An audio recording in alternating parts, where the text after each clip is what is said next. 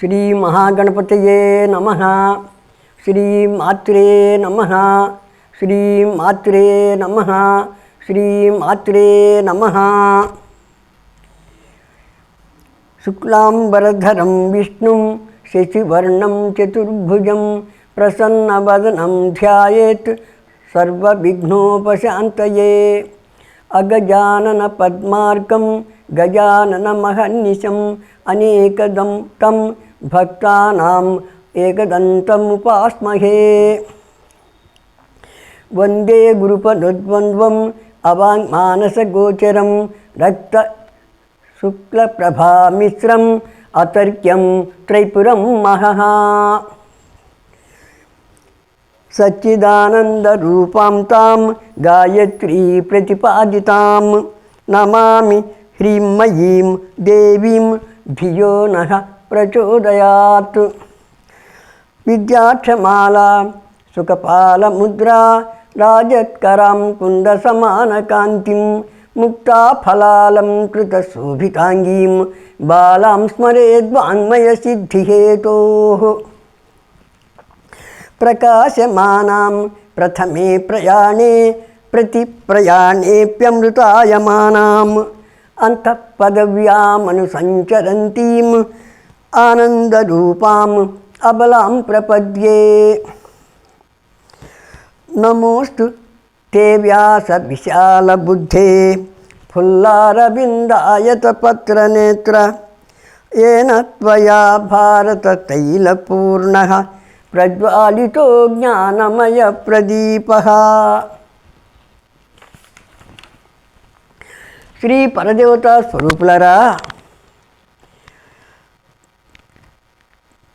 పురూరవుడు ఇలా బుద్ధుల పుత్రుడని మనం ఇంతకుముందు చెప్పుకొని ఉన్నాం.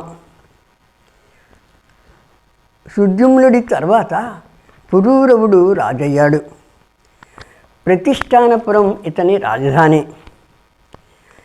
ప్రతిష్టానే పురే రమ్యే రాజ్యం సర్వనమస్కృతం చకార సర్వధర్మజ్ఞః ప్రజారక్షణ తత్పరః.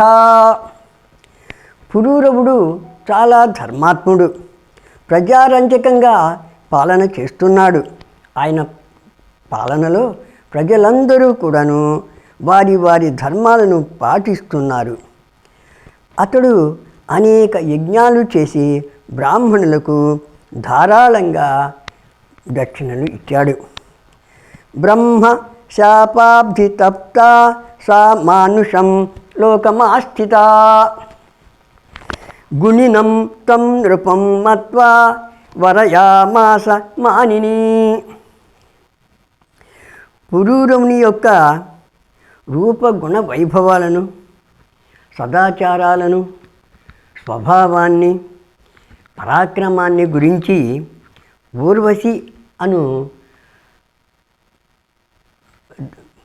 దేవకాంత తెలుసుకుంది. పురూరవుని పట్ల మక్కువ కలిగి ఉంది. ఆమె బ్రహ్మ పెట్టిన శాపం వల్ల దానిని అనుభవించడానికి భూలోకానికి వచ్చింది. అందువల్ల రాజశ్రేష్ఠుడైనటువంటి పురూరవుడిని ఆమె భర్తగా చేసుకోవాలనుకుంది. పురూరవుడు కూడా ఆమె అందచందాలకు ముచ్చటపడ్డాడు, పరవశుడయ్యాడు. ఒకరినొకరు ఇష్టపడ్డారు. అయితే పెండ్లికి ఊర్వశి 3 షరతులు పెట్టింది. ఘృతం మే భక్షణం నిత్యం నాణ్యత్ కించిన్ నృపాసనం నేఖే త్వాం చ మహారాజా నగ్నమన్యత్ర మైథునాత్. ఆమె ప్రతిరోజు నెయ్యి మాత్రమే తింటుంది, మరొకటి ఆమెకు పెట్టకూడదు. మైథునంలో తప్ప ఆమెకు ఎప్పుడూ రాజు నగ్నంగా కనపడకూడదు. అంతేకాకుండా ఆమె ఎంతో ప్రేమతో పెంచుకుంటున్న 2 గొర్రె పిల్లలను రాజు జాగ్రత్తగా కాపాడాలి. వీటిని ఆయన చక్కగా పాటిస్తాను అంటే రాజును పెళ్లి చేసుకుంటానంది. మాట తప్పితే తన దారిన తాను పోతాను అన్నది. ఇందులో మొహమాటం ఏమీ లేదని కూడా చెప్పింది. తాను నిజమే చెప్తున్నాను అన్నది. పురూరవుడు ఊర్వశి పెట్టినటువంటి షరతులకు ఒప్పుకున్నాడు. వారి వివాహం అయింది. శాపం నుంచి ఉద్ధరింపబడటానికి ఆమె ఆ విధంగా ప్రతిజ్ఞ చేసి అక్కడ ఉంది. రాజు ఊర్వశి పట్ల మిక్కిలి అనురాగంతో ఉన్నాడు. ఆమెను విడిచి క్షణము కూడా ఉండలేని స్థితిలో ఉన్నాడు. ఊర్వశి పురూరవులు అన్యోన్యంగా ఉంటూ సంవత్సరాలు తరబడి సుఖ సంతోషాలను భోగ భాగ్యాలను అనుభవిస్తున్నారు. ఇట్లా రోజులు గడుస్తున్నాయి. ఉన్నట్లుండి ఒక రోజున ఇంద్రుడికి ఊర్వశి గుర్తుకు వచ్చింది. ఆమె లేని స్వర్గ సభ బోసిపోయినట్టు అనిపించింది. ఇంద్రుడు గంధర్వులను పిలిచి పురూరవుడిని సంరక్షణలో ఉన్న గొర్రె పిల్లలను అపహరించి తెమ్మన్నాడు. అప్పుడు పురూరవుడు మాట తప్పినవాడు అవుతాడు కనుక ఊర్వశి అతనిని వదిలేసి వస్తుంది అన్నాడు. అంతేకాకుండా వెంటనే ఈ పనిని చెయ్యండి అని చెప్పి వాళ్ళను ఆజ్ఞాపించాడు. అప్పుడు విశ్వావసువు మొదలుగా గల గంధర్వులు పురూరవుని మందిరానికి వెళ్ళారు. అక్కడ అంతా చీకటిగా ఉంది. అదే అదనుగా భావించి గంధర్వులు గొర్రె పిల్లలను తీసుకొని ఆకాశ మార్గాన పారిపోతున్నారు.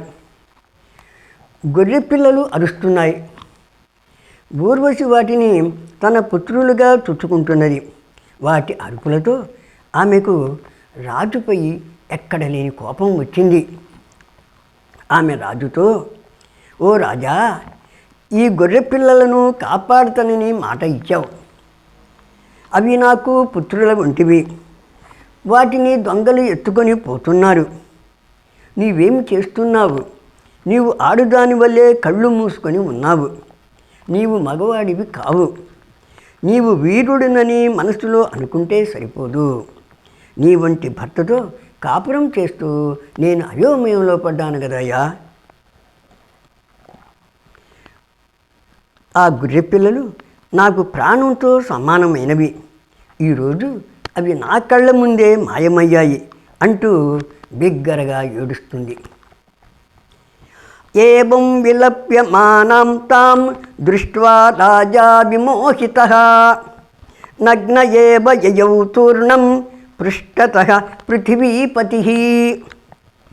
పురూరవుడు వెంటనే తనున్న స్థితిని చూచుకోకుండా నగ్నంగానే దొంగల వెంట పడ్డాడు.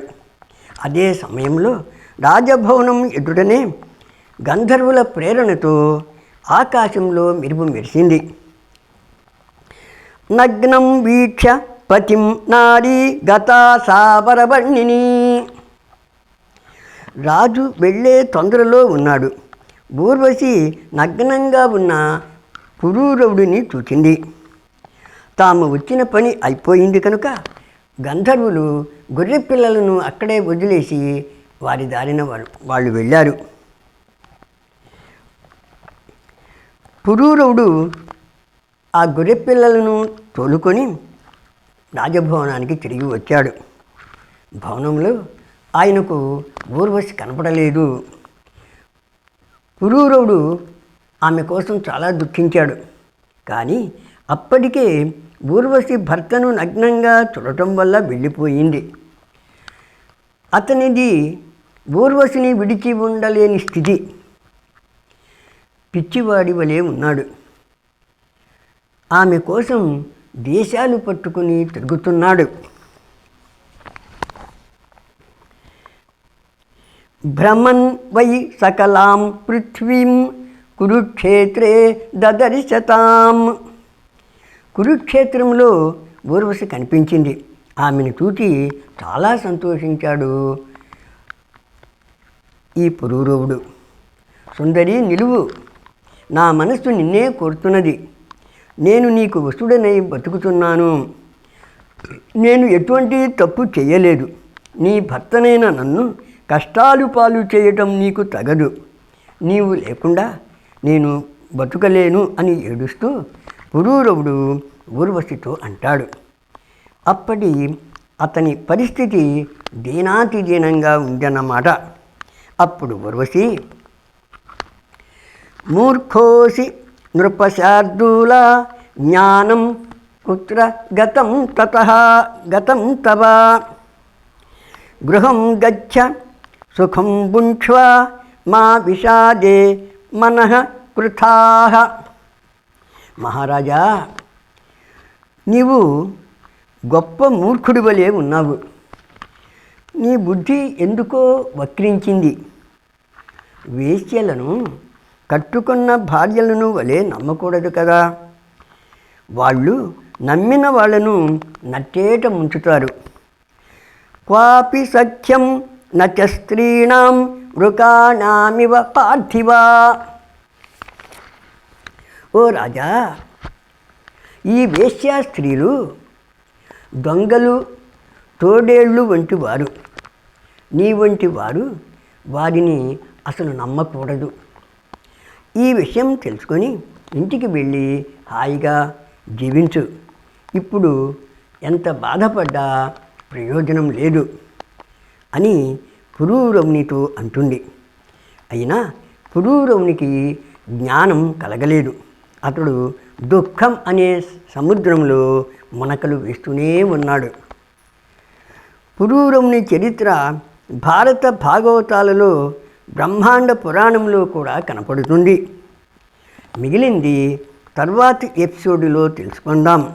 శ్రీ పరదేవతా స్వరూపులారా, ఈ వీడియోలోని విషయం మీకు నచ్చితే లైక్ కొట్టండి, షేర్ చేయండి, ఛానల్ను సబ్స్క్రైబ్ చేసుకోండి. తద్వారా ఈ ఛానల్ను ప్రోత్సహించండి. స్వస్తి ప్రజాభ్య పరిపాలయంతాం న్యాయేన మార్గేణ మహీమహీషాః. గోబ్రాహ్మణేభ్యః శుభమస్తు నిత్యం. లోకాః సమస్తాః సుఖినో భవంతు. సర్వం శ్రీ గురుచరణ సమర్పితోస్తు.